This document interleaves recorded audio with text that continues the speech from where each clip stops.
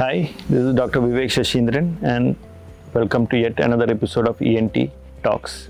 We will be continuing with our series of talks on ENT procedures. Well, when we talk about swallowing, I did mention in my earlier videos there's a subspecialty of ENT, that is laryngology, where we also deal with swallowing disorders. Well, swallowing disorders are fairly common. Now, most of the times it is usually associated with a neurological issue. Now, it's very common following a stroke. So, patient has a stroke and subsequently develops difficulty in swallowing, may not be able to have liquids, may not be able to take solids, or it could even happen following a major head and neck surgery. So, when we talk about oncological procedures or surgeries of the head and neck area, which involves radical resection, wherein a large portion of probably the tongue or part of the floor of the mouth or even this mandible, all these could be removed as part of treatment, and subsequently these patients do develop difficulty in swallowing. Apart from this, you also have various other causes for swallowing issues. So this is something which bothers the patient quite a bit because these patients usually would be feeding with the help of a Ryle's tube. So the patients would be keen on going back to their normal ways, and in order to get the patient motivated and get the patient back to his or her normal swallowing methods, we need to evaluate these patients. So one of the procedures that is commonly recommended for patients who present with swallowing disorders is something called as FEES, which is otherwise functional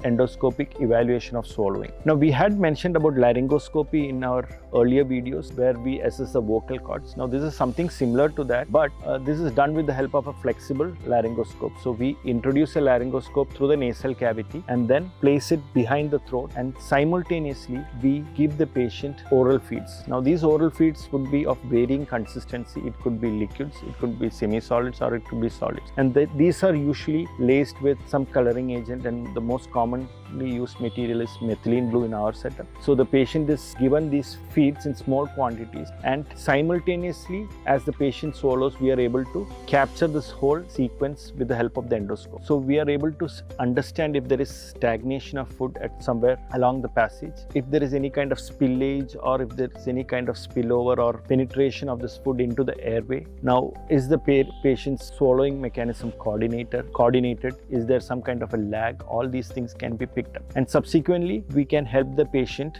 modify his or her swallowing techniques, and then probably help the patient to get back to normal ways of swallowing. Thank you.